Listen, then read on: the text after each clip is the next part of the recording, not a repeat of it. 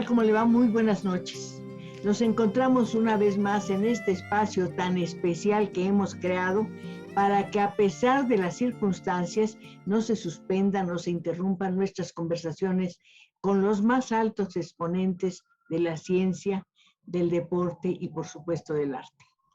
Hoy vamos a tener el privilegio, sí, el privilegio de conversar con una escritora mexicana excepcional.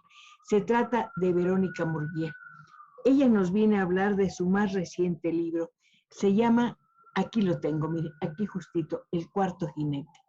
Por supuesto, es el jinete que va montado en un caballo bayo, cuyo nombre o sobrenombre es Mortandad y cuyo séquito es el infierno. Esto solo puede ser la pandemia.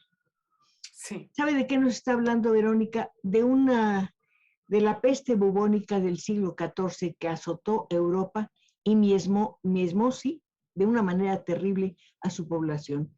Hubo personas agonizantes, hubo dolor, eso es lo que le quiero decir, hubo dolor, hubo angustia, hubo horror, hubo miedo, hubo personas que escaparon, pero también hubo quienes se quedaron para dar su compañía y su consuelo. De todo esto vamos a hablar ahora. ¿Cuál es el objeto de este cuarto jinete ahora que estamos en plena pandemia o pasando a una nueva etapa de este mal? Pues lo explica muy bien simplemente la dedicatoria a los médicos y enfermeras y a quienes los han ayudado. ¿Los han ayudado cuándo? En este momento tan difícil. Verónica, bienvenida. Muchas gracias por darme la entrevista. Contrario, Cristina, y muchísimo gusto de verte, aunque sea a distancia, pero qué ganas de verte en persona y abrazarte de una manera prepandémica. Muchas gracias. Verónica, este es un libro que donde has recreado la atmósfera del siglo XIV debido a la peste bubónica. Pero yo siento que la actualidad que estamos viviendo es una especie de ¿cómo te dijera yo?, de espejo oscuro donde esa realidad se multiplica. Hablemos de esta situación. Pues sí, yo coincido contigo. El libro yo lo escribí hace muchos años cuando los aliados de Estados Unidos bombardearon Bagdad y Afganistán. 2003, si Sí. no mal recuerdo. Y bueno, lo escribí y lo guardé en el cajón porque no sentía que el libro tuviera mucho que decirle a nadie. Lo escribí porque la peste negra siempre ha sido un asunto de mi interés, porque para mí es un ejemplo de estado límite de la humanidad, de muchas sociedades, la asiática, el norte de África, toda Europa. Creó muchísimas situaciones muy, muy, muy extraordinarias, muy, muy terribles. Cada sociedad respondió según sus condicionamientos. Sí. Y bueno, a mí me interesaba el punto de vista francés por una cosa totalmente azarosa, porque fueron los libros a los que más acudí cuando estaba más joven. Pero fíjate que cuando aquí en México empezaron a suceder algunas cosas que me empezaron a recordar muchísimo las actitudes de la pandemia. Por ejemplo, los vendedores de reliquias se volvieron muy abusivos, aunque sabían que no servían las reliquias. Y no sé si tú recuerdas, pero hubo un momento, no, por supuesto que recuerdas, hubo un momento en que la gente empezó a vender oxígeno que no era a distribuir oxígeno que no era para enfermos. En los momentos más terribles de la pandemia, cuando no había oxígeno de calidad médica, la gente estaba buscando con mucha desesperación oxígeno, los hospitales estaban rebasados y había gente que estaba vendiendo oxígeno industrial y las familias de los enfermos lo compraban. Eso me descorazonó mucho. Luego, la actitud de las ambulancias, por ejemplo, que estaban con la policía haciendo cosas que no sé ni cómo calificar, de abuso con las familias que tenían a los enfermos en necesidad de estar en un hospital, o ciertas actitudes de si no robas y te portas bien no te da COVID, cuando los mismos medievales decían, pero si no he robado y me porto bien y me dio peste negra, o si a mi niño le dio peste negra, esto está más allá de cualquier conducta humana, ¿no? Entonces yo sentía que estaban repitiendo y repitiendo conductas. Como que como que no progresamos, como que en Exacto, algunas cosas no progresamos. sí. Lo sentí con muchísima claridad, sobre todo cuando lo de las enfermeras de cloro, ¿no? Eso me pareció muy, muy atrasado, la actitud de los QAnon en Estados Unidos, que decían que los judíos tenían la culpa, que cada vez que sucede un desastre hay algún antisemita que dice alguna locura. Y Pero eso tenían la culpa los judíos o las personas que tienen discapacidad o las personas simplemente que son distintas o que sí, vienen de fuera. Nunca sí, aceptamos la realidad del todo. Siempre tiene que ser un elemento exterior, un factor exterior, el culpable. Nosotros no, estamos limpios, sí, quedamos limpios. sí, Eso es una defensa absurda, pero así es. sí. Pues me impulsó a regresar Sí. al siglo XIV, mejorar el libro, porque era un libro que tenía deficiencias serias, porque no incluía a muchas mujeres, por ejemplo. Entonces, eso no me di cuenta cuando lo escribí, sinceramente, me doy cuenta que es poco a poco que uno se va convirtiendo en una persona más ecuánime, más justa cuando escribe. Eh, Había la hermana Beatriz, que es la monja Sí. está ahí en el hospital, pero la cicatricera nada más era un rumor y decidí darle un papel Pero protagónico. fíjate que es un personaje es maravilloso, es solidario. Dice, Sí, ¿por qué está prohibido que las mujeres, las que cuidamos a las enfermas, les quitemos el dolor? sí, Las mujeres deben purgar con dolor su condición de mujer, punto, eso es sí, todo. sí, Pero yo les pongo adormidera sí, en el vino y se los doy y se les pasa el dolor. sí, Ese acto de solidaridad secreta que no busca banderas de heroísmo ni nada, me conmueve profundamente. Lo mismo que la lucha de las mujeres por seguir aprendiendo, aunque esté prohibido para ellas, aunque esté castigado. Saber sí. y ayudar es horrible. Sí, y sabes que no tiene nuestra educación como pacientes y como médicos y como gentes que estamos inmersos en el mundo del cuerpo.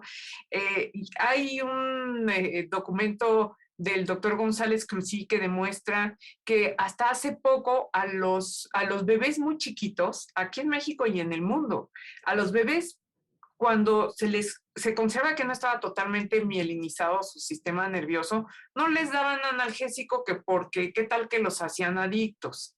O a los pacientes oncológicos pediátricos, aunque fueran terminales, no les daban opiáceos. Entonces el niño sufría indescriptiblemente, pero el médico se quedaba tranquilo porque no lo estaba volviendo adicto. Y fue una lucha aquí en México. México fue de los primeros países, hay que decirlo, que decidió que las autoridades médicas decidieron que sí se iban a usar este tipo de fármacos para aliviar el dolor en el paciente Volvemos, infantil. por favor, a tu novela. Duerme, surge en 2003, se queda dormida muchos años. ¿Qué pasa en el silencio con ese texto? ¿Qué ocurre? Pues ¿No yo lo ocurrió tenía nada? ahí y me daba miedo. Como es un texto muy dolido, me daba un poco de miedo sacarlo. Cada vez que lo sacaba y lo quería revisar, me apenaba. Entonces escribí otra novela, escribí otras cosas mientras, pero el librero, los temas de peste negra se iban sumando y sumando, porque, por ejemplo, con el, con el deshielo, se han dado nuevas investigaciones en el norte de Europa acerca de los alcances de la peste negra y también muy interesantes investigaciones de DNA y de cosas que antes no eran Sí, posibles sí. del campo médico sobre la peste negra. Entonces, además las cifras que nos parecían exageradas, resulta que no lo eran. Pero fíjate, ahora estoy pensando, tu novela es muchas cosas, ha sido muchas cosas para mí, pero para todos tiene que ser una especie de subrayado notable acerca de que la medicina es el camino a la modernidad.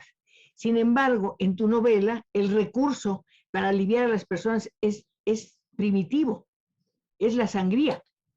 Sí, sí. Es que el camino de la ciencia médica ha sido laboriosísimo. Apenas en este siglo, se puede decir que llevamos un siglo, nada más en la que la medicina ha curado, no ha sido nada más paliativa, pero ha sido la marca de la civilización. Para Margaret Mead, la antropóloga, no medía ella la civilización por instrumentos de guerra. La medía cuando un grupo social cuidaba a alguien que se había roto una pierna. O un grupo social puede tomar agua sin riesgo de su vida. O una mujer puede parir sin riesgo de su vida. Esas son las verdaderas marcas culturales. Yo creo que sí. Decía alguien, la señal de que vamos progresando, y esto, es que no tenemos piso de tierra, sino que tenemos piso ya de losa. Sí, eso es importantísimo, lo sé, o que tengamos estufa y no carbón, pero eso otro, eso que tiene que ver con tu cuerpo, con tu sobrevivencia, es maravilloso. Y porque implica un tejido, ¿no? O sea, implica que yo cuido a la persona que tiene su pierna rota o que la colectividad ampara la búsqueda del agua. Implica algo de lo que tú hablas y que es muy importante, la conmiseración. Sí, es un tema importantísimo, conmovedor. Recuerdo que una de mis últimas, y no es porque lo quiera presumir, simplemente porque así fue, mis últimas conversaciones o una de nuestras últimas conversaciones con Octavio fue acerca de la conmiseración. Él decía, casi, tal vez ninguna religión tenga el sentido de la conmiseración que tiene la religión católica. En fin, vamos a pasar a otro tema. Aquí estamos hablando nada más de literatura y estamos hablando de este libro que me hubiera gustado escribir. El cuarto. Ay, Cristina, ¿cómo crees? Nos vemos ahorita en un segundito.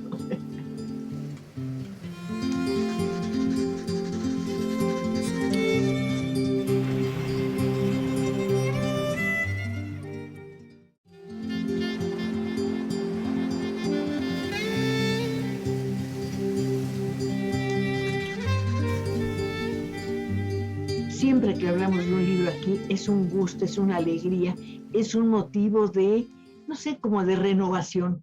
Hoy siento que esta circunstancia es especial porque estamos hablando en torno a un libro que de verdad, lo dije hace un momento, lo dije sinceramente, me hubiera gustado escribir y no lo digo con envidia, lo digo con alegría. Además, uno cada vez que lee un libro, pues lo reescribe en cierta forma y también es de uno. Es El cuarto jinete de Verónica Murguía. Siglo XIV, eres una apasionada de la Edad Media que no es tan oscurantista como lo se dice. Imagínate, nos deja el reloj, nos deja la tinta, nos deja el papel. ¿Qué más? Ya con eso, nos deja la memoria. Verónica, eso me encanta. Cuéntame, ¿esta es una novela histórica? Uno puede aprender historia con esa novela porque los personajes están inmersos en un mundo verdadero. Yo hablo de Guy de Chauliac, que sí existió, cuidó al Papa. Hablo de una bula que el Papa proclamó para defensa de los judíos, eso también sucedió. Hablo de los flagelantes que surgieron en ese siglo como un movimiento muy poderoso.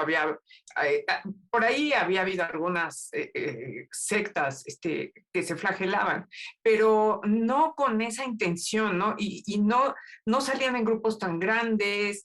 Los grupos no iban reuniendo tanta gente a su alrededor. El director de la universidad, si era Jean Buridan, de quien hablo. La topografía de París sí es esa.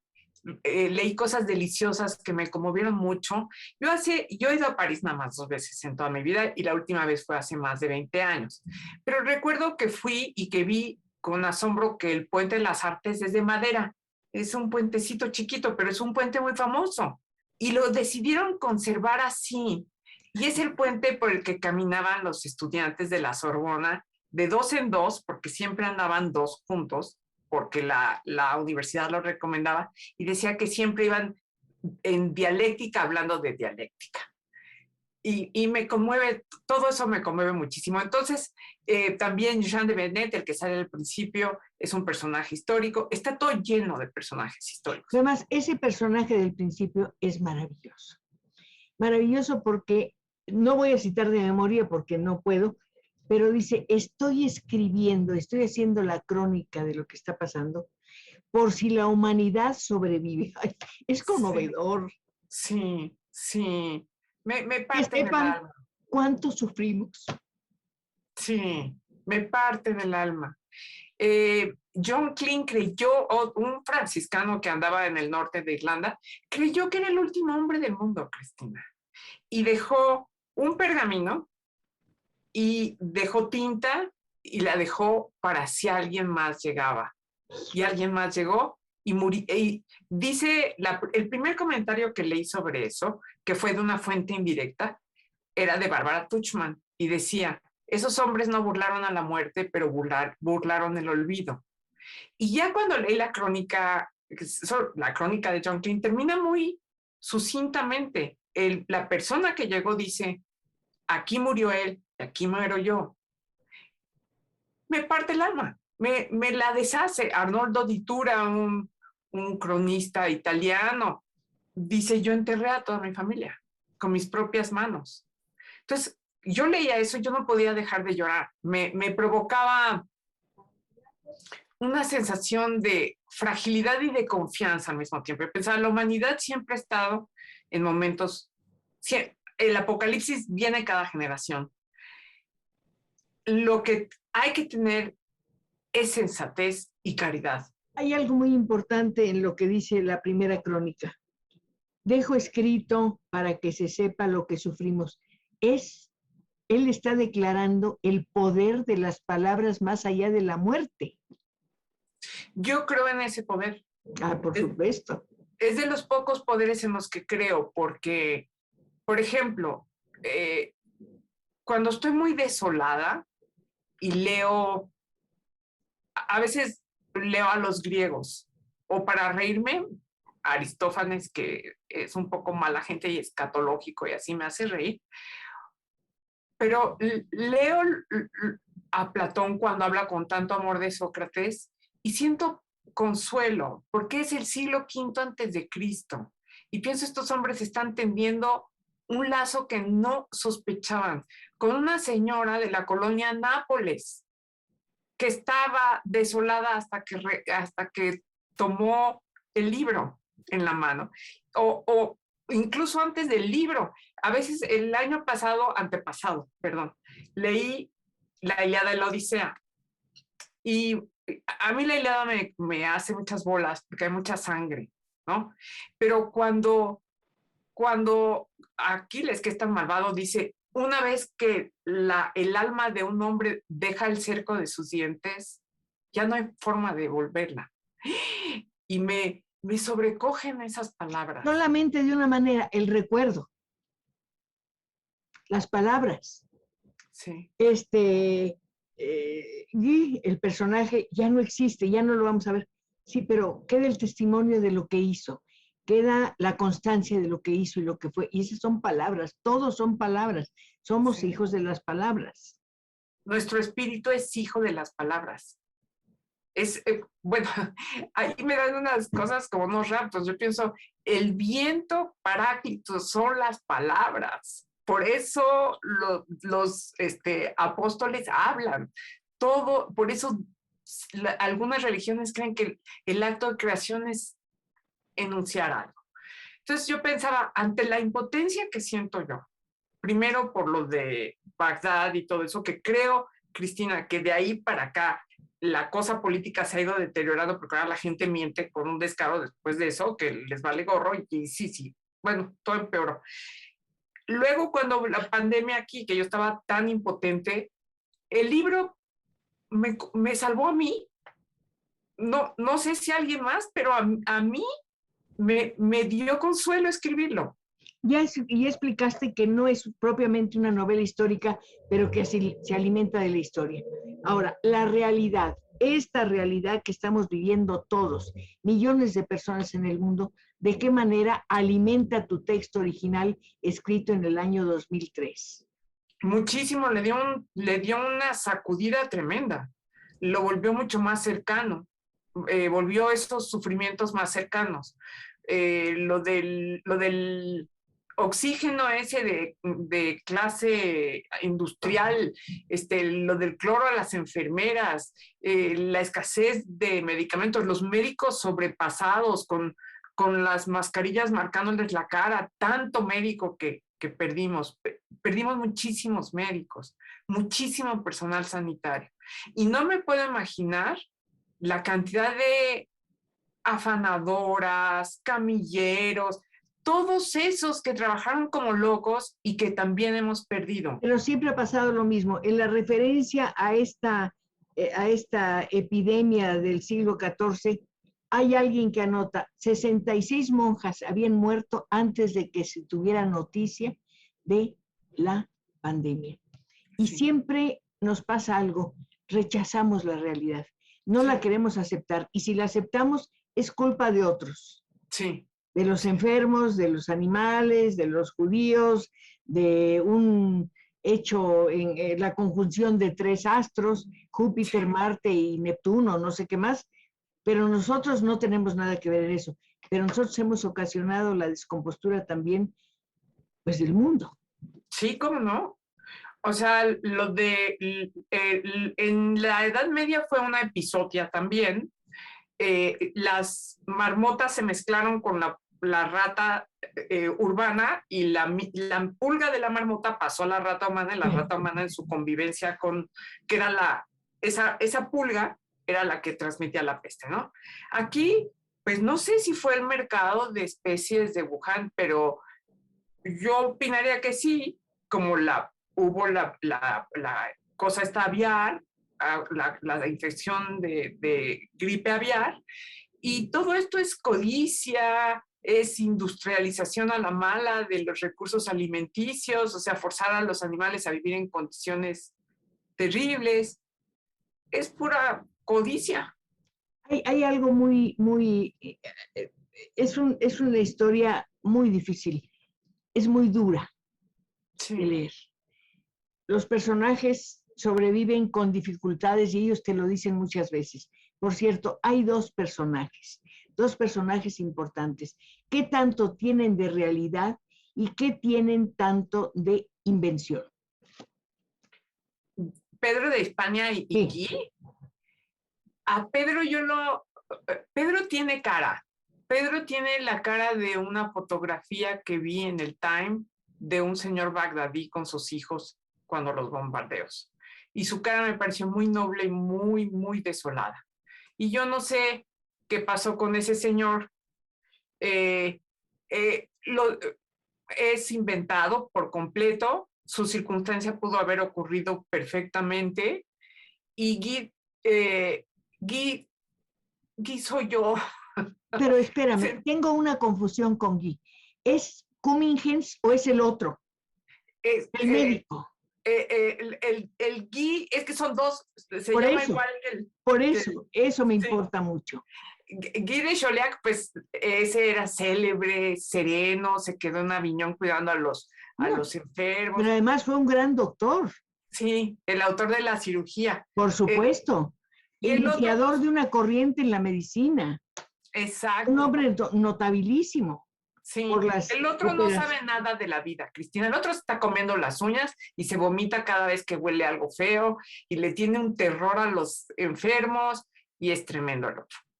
¿Y cómo pasa del terror a la piedad o a la conmiseración? Ay, pobre, pues con la enseñanza del amor, entonces, con lo que ve que hace su maestro. Los dos están en un momento límite de la vida en general, de la vida colectiva y de la vida personal.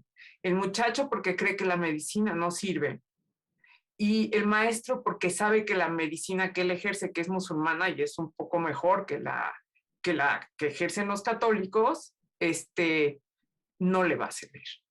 Porque aunque un médico musulmán sí alcanzó a entender los mecanismos un poco de transmisión, faltaban 5 siglos para que vieran un microbio, para que Alexander Yersin nombrara, ¿no?, a la Yersinia pestis. Entonces, no, los dos sabían que estaban condenados. Como en realidad estamos condenados todos, pero no con esa precisión, digamos. Estamos condenados todos. Hay un capítulo al que voy a volver, de los dos hermanos, cuando un hermano muere y el otro lo acompaña. Y el hermano que sobrevive pregunta, ¿qué voy a hacer sin mi hermano? Y la respuesta es vivir. Sí. Y creo que esa es la respuesta que nos estamos dando todos. Me voy a un corte, ¿te parece bien? Y regreso enseguida. ¿Sí? Claro que sí. Gracias.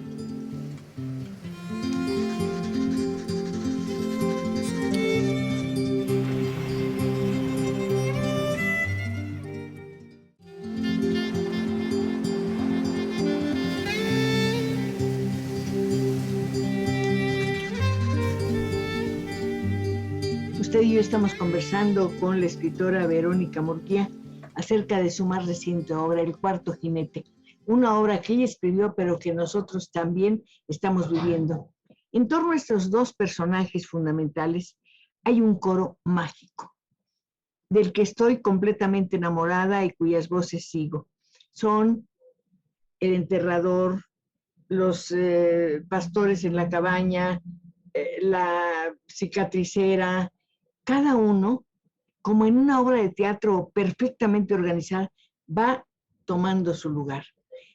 En el fondo son invisibles, son una mancha en esa multitud tremenda, en París, la atormentada, en Avillón, o donde tú quieras, pero de pronto cada uno de ellos, por su dolor, se hace dueño de la palabra.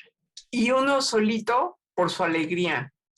Loca e inocente. El del sombrero. El enterrador, sí. Sí. Aquí se lo tenemos que agradecer de alguna manera a Claudia Canales, a quien le mandamos un saludo muy cariñoso y un recuerdo muy grande para su esposo, un doctor extraordinario, ¿no? El doctor Campillo. El doctor Campillo es uno de los hermanos que yo digo, ¿qué voy a hacer sin él? Y lo que tengo que contestarme es vivir. Él no lo hubiera, él lo hubiera dicho. Él nos lo hubiera recomendado. Sí. Gracias por la mención. Muchísimas gracias. Y sí, Claudia me dijo, Claudia y el doctor Campillo siempre muy, muy cerca, son muy amigos. Lo leyeron y Claudia me dijo, oye, Verónica, falta alguien que esté bien. Este libro es todo una nota grave. Necesitas a alguien que se la esté pasando bien. Yo pensé, por supuesto, claro que había un montón de pícaros que dijeron a la horca, a la picota, a trabajar y que la ciudad me dé vino y me dé dinero y me dé permiso de estar entre los que gritan y los que proclaman y los pregoneros. Es mi oportunidad de ser un hombre. Pero fíjate, Nicolás es maravilloso con su sombrero, con su cinismo, con su filosofía, con su moral. Es el clásico personaje de la literatura picaresca. Pensé que podía haber estado en el Buscón. Sí, sí. Yo me puse a pensar, ¿quién? Y pensé, el enterrador.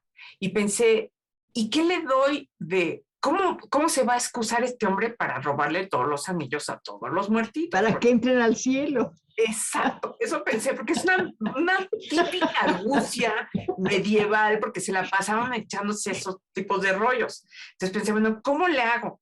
Y se me ocurrió eso. Y se me presentó rapidísimo. En cuanto lo terminé, se lo mandé a Claudia. Le dije, ay, ahí ya está la nota más alegre en El Cuarto Jinete. Pero es una nota en un personaje alegre, generoso, no sé si decir genital, no sé si me atrevo a decirlo, pero es un hombre de una gran ternura por una razón. Dice, cuando tengo dinero me voy con las mujeres, etcétera. Y cuando las veo con sus afeites baratos, me conmueve pensar que debajo de eso está su muerte. Sí, sí. Un hombre burdo, sin educación, con una sensualidad, ¿sí? Y con una sensibilidad extraordinaria. Sí, sí. Lo modelé también un poco con la figura del poeta François Villon, claro, que era tremendísimo y que... La ronda de los muertos, ¿no? La ronda de los muertos, sí. Y hablaba, sí, y Villon decía unas cosas terribles y escribió algunos poemas, algunas baladas burlonas, pero también unas muy tristes y muy tiernas, habla de su madre con mucha ternura. Entonces yo quería escribir a alguien que fuera más inocente, porque Villon tenía cierta amargura y había matado a un hombre. Y yo quería un personaje que fuera parecido, anterior, en una época más dura, pero menos desencantada, donde todavía no, Francia todavía tuviera dignidad, digamos, París, porque luego los ingleses hicieron unas cosas tremendas, ¿no? Entonces, se me ocurrió que podría ser un ladrón no de cofradía, sino un ladrón más humilde, más solitario, más poca cosa, no de los que estaban ahí reuniéndose, que eran tremendos, que los arqueros del rey se atrevían a meterse a ese barrio, ¿no? Y que era más poquita cosa, andaba ahí robándoles a las gentes en las ejecuciones. Cristina se portaba medio, pero así era la vida medieval. Hay canciones que dicen, ay, perdónenme, ahora me van a azotar porque les robé los bolsillos cuando estaban viendo ustedes Pero fíjate, el espectáculo de la muerte. Sí. La muerte como un espectáculo. Además, una muerte brutal, cruel, dolorosa. Sí. Y estás viendo un cuerpo que se está desbaratando literalmente y estás pensando en sacarle unas monedas a una mujer distraída. Sí, sí. En esas cosas sí es, afortunadamente otra época, es tremendo, tremendo. Casanova, que es muy posterior, seduce a una mujer y hace el amor con ella en una ejecución de un magnicida, porque eran las grandes espectáculos públicos y como estaba la gente tan distraída viendo el sufrimiento ajeno, que eso es una cosa tremenda. Hablas de Casanova y tengo que hablar de tu homenaje a Marcel Robb, pero creo que también es un homenaje tu libro a Boccaccio y desde luego al autor de los cuentos de Canterbury. Sí, sí, cómo no. Yo creo que de esos tres que mencionaste, mi favorito es Shaw, pero Boccaccio y Chaucer van muy juntos. Pero es que además es la misma trama. Sí, sí. Además, la salvación, fíjate cómo los dos son la salvación por la ficción. Sí. Están en situaciones difíciles y se salvan porque inventan otra realidad. Eso es maravilloso. Sí. Perdón que haya metido mi cuchara, pero lo pienso. No, es una cuchara muy buena esa cuchara. Por supuesto que así fue y además, pues uno piensa en el Decamerón y piensa en esa realidad insoportable. No, pero además querer salir es natural. Boccaccio hace una precisión extraordinaria. Dice, un martes, no cualquier día, es un martes que 7 mujeres y 3 hombres se deciden a hacer esta aventura. Sí, sí. Es fantástico, ¿no? Es precioso. Y son historias que por una parte son de una obscenidad que te mueres de la risa, que sí. Todavía ahorita, cuando yo era chica, yo contaba eso en la escuela, yo era la más popular, que un fraile engañó a un diablo y pudo dividir un pedo en varias partes exactamente igual. Y como era una escuela de padres, todo el mundo decía, ¿pero qué? No, o la lavandera que lava la tinaja. Sí, la mujer sí. Que lava la tinaja y la acompaña una persona que no vemos. Y los que se suben en el peral a hacer el labor y que cuando los cacha el marido dice, pero es que lo tuve que hacer para que recuperaras la vista. Entonces todo es obsceno y sacro, obsceno y sacro. Yo no me imaginaba que la Edad Media era así cuando la primera vez que oí hablar de ella. Tú decías una cosa muy importante, la Edad Media está pegada a mí, yo soy de ese tiempo y ahora ya no quieres estar ahí, ya te vas a ir al siglo VIII con Carlomagno, pero sí. Primero quiero que me digas, ¿qué es para una niña la Edad Media? El lugar donde están las maravillas. Se supone que no, se suponía que no. Sí, pero pues primero pues empecé a leer todo chueco y no entendía nada porque leí Las Cruzadas, una crónica de las Cruzadas hecha por un anticuario y todo me parecía tan inaudito. Y luego leí Ariosto, leí Orlando Furioso y me pareció que era lo mismo. Y luego leí Las Mil y Una Noches y Harun al-Rashid está en la Edad Media con Carlomagno. Y yo pensaba, pues sí, seguro Aladino, las alfombras voladoras, los dragones, los caballeros, los cruzados, todo sucede en la misma época. Es la época de lo maravilloso. Y ahí es donde me gusta. Y aparte, los padres, todos los santos son de la Edad Media. Entonces, los padres que hablaban de Santa Genoveva de Brabante, yo me compré el paquete completo, todo mezclado, sin ningún criterio, porque estaba muy chica. Y mi abuela, que era la persona más sensata que yo tenía cerca. ¿Cómo se llamaba tu abuela? Se llamaba Enriqueta Álvarez. ¿Y qué hacía? Pues a mí me educó completamente la pobre, lo mejor que pudo. Tuvo 5 hijos, tuvo una tienda de marcos y molduras en Avenida Cuauhtémoc. ¿Cómo se llamaba la tienda? Casa Nina. Fantástico, Casa Nina. Y trataba de abrir un poco echar un poco de luz sobre todo el relajo que yo traía en la cabeza. Me leyó historias de vidas de santos, pero ya muy edulcoradas, entonces yo ya no quería. Yo quería que regresáramos a Genoveva de Brabante y me leyó Fabiola. Ah, sí. Fabiola, pues la que sacrificada, ¿no? Sacrificada. Sí, sí, sí. En el circo.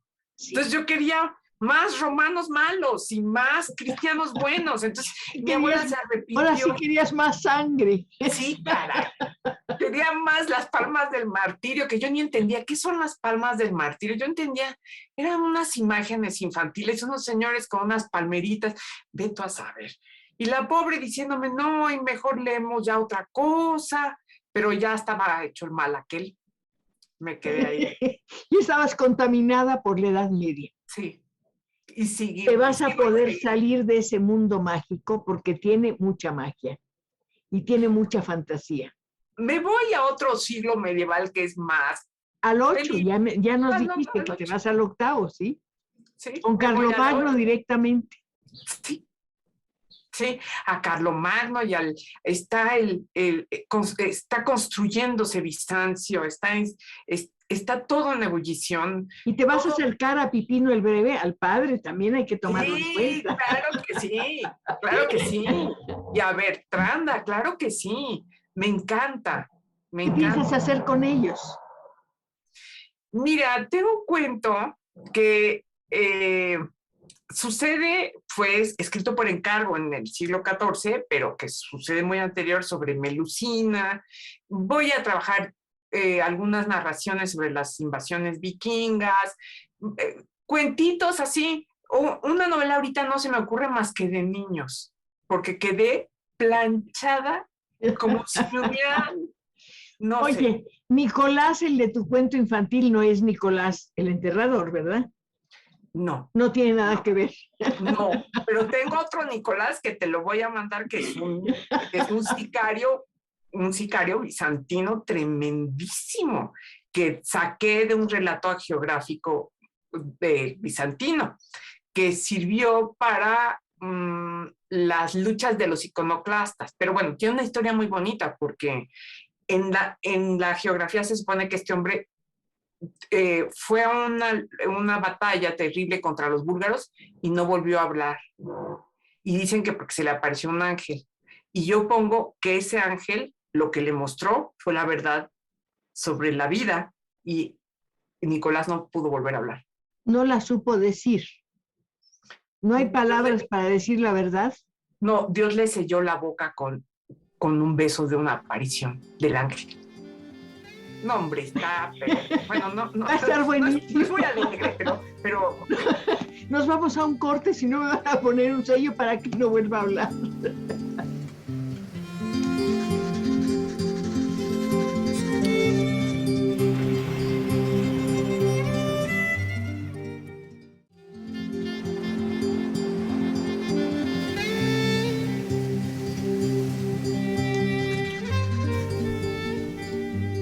En esta novela que estamos comentando, El cuarto jinete, ya dijimos que hay 2 personajes centrales, hay muchos que sobresalen, pero yo quisiera anotar algo muy importante.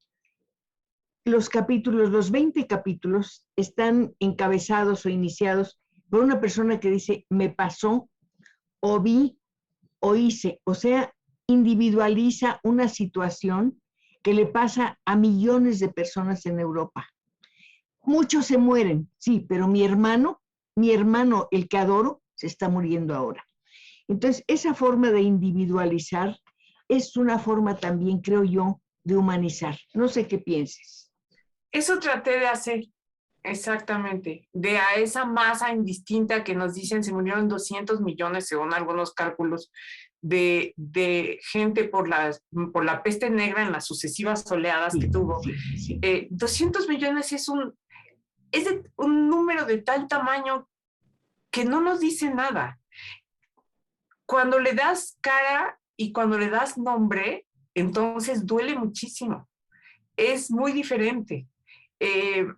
Creo que nos pasó a los mexicanos cuando nosotros éramos víctimas de esto, del otro, desaparecidos y no sé qué, pero cuando los 43 vimos sus caras de muchachos muy jóvenes, frágiles y sus nombres, entonces tal vez por eso se concitó tanto alrededor, ¿no? Porque los vimos, porque hay que ver, porque hay que entender que son personas, todos de los que se habla en la vida.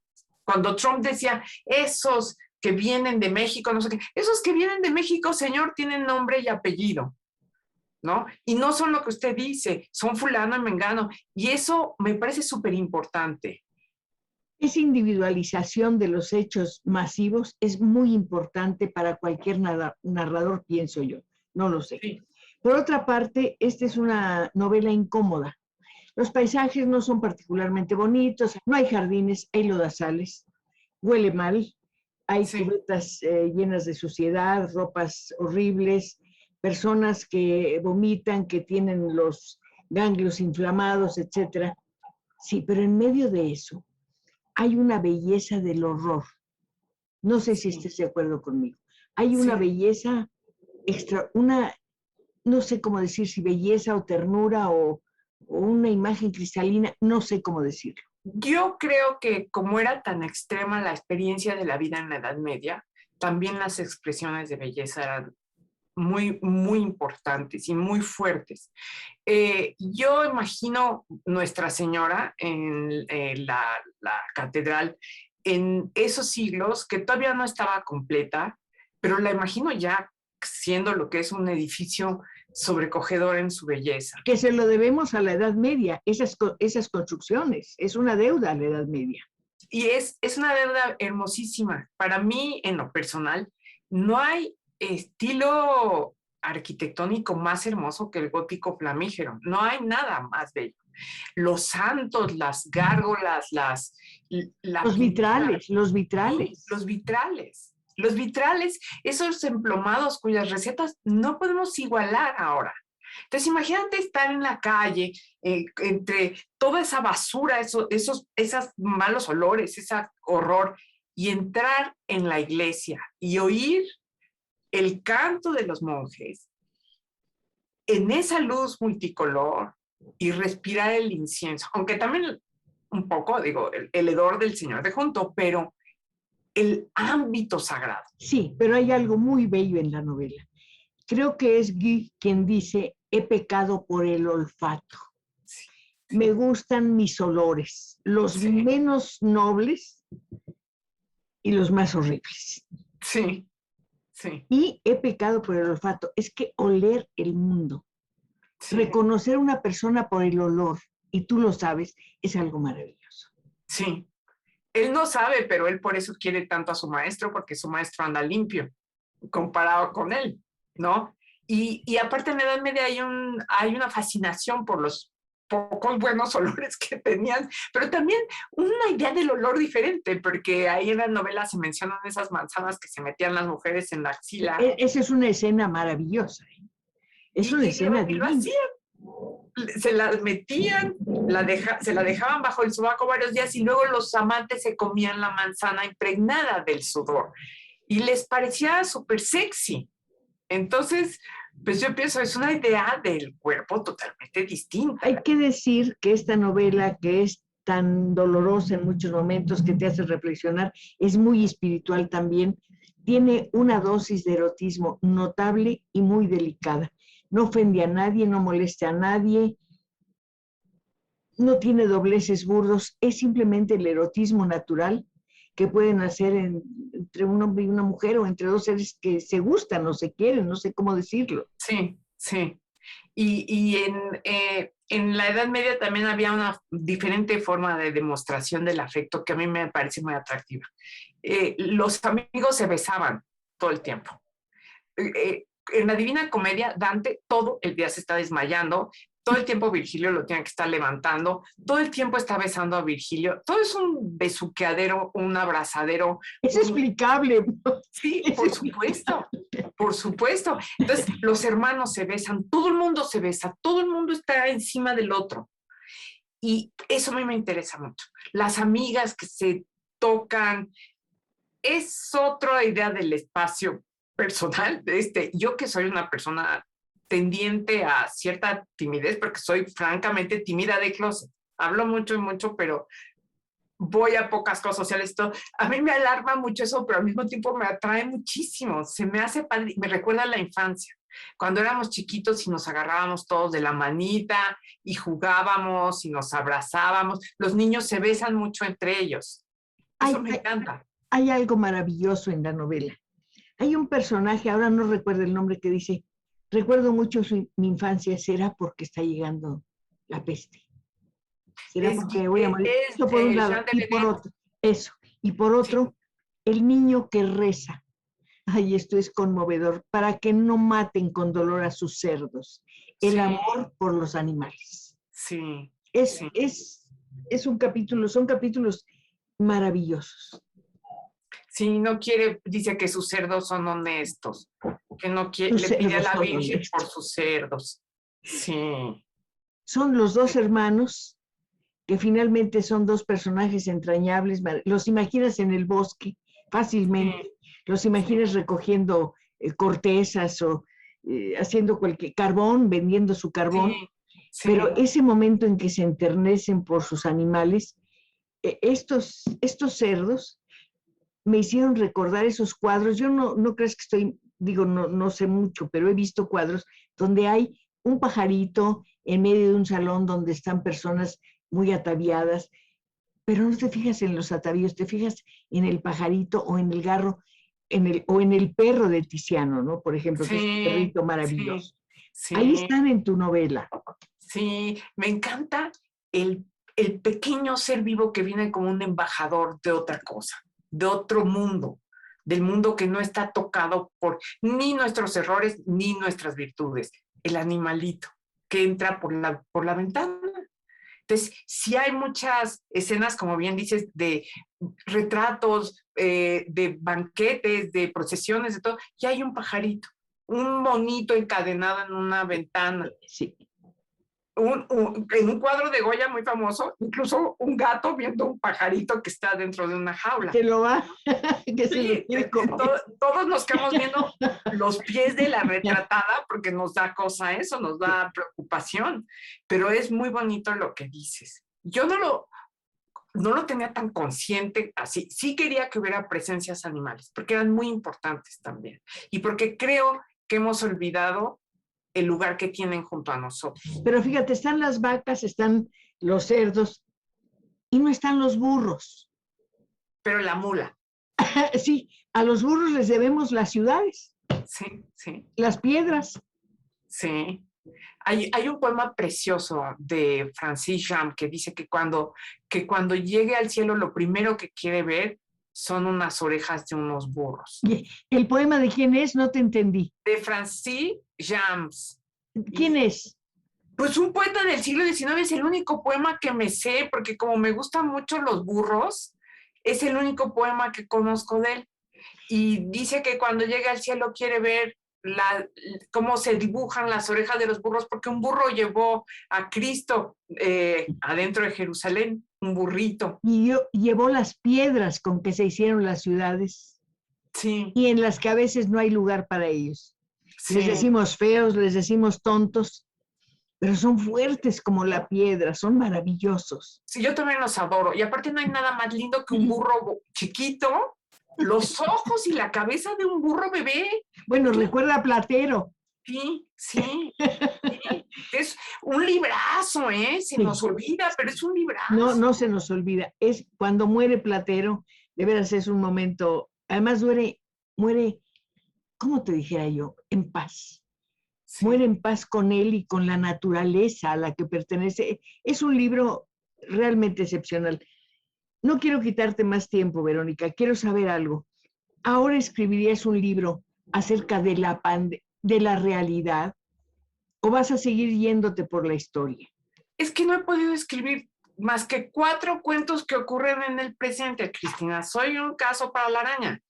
Me cuesta mucho trabajo. Cuando no es para niños, no me siento muy a mis anchas escribiendo. Los libros para niños, ¿para quién los escribes? ¿Para la niña que fuiste o para la niña que te gustaría ser? Para todo, para la que fui, para la que me gustaría ser, para los que conozco. Ahorita ando muy obsesionada con un niñito que me cae muy bien, que se llama Silvestre, y ya le escribí un cuento y estoy pensando en otro para él mismo. Y sí, me acuerdo de cuando era chiquita y escribo el libro que me hubiera gustado leer. Pues me encanta escucharte, me encanta acompañarte. Te confesé hace un momento, sin envidia de ninguna especie, que me hubiera gustado escribir El Cuarto Jinete. Ay, no tengo los conocimientos, no tengo la instrucción, no tengo los conocimientos que tú tienes, pero lo bonito es de tu sabiduría es que no la ostentas, la tienes y punto. Y a partir de eso, sueñas, piensas, imaginas y nos arrastras 600 años atrás. Te mando un abrazo muy cariñoso. Yo a ti también. Te deseo lo mejor y espero a Silvestre y a Carlomagno. Sí. Júntalos, Carlomagno y Silvestre. ¿Qué tal va? Sí. Te mando un abrazo. Gracias. Muchos saludos. Hasta Muchas pronto. Gracias. Gracias.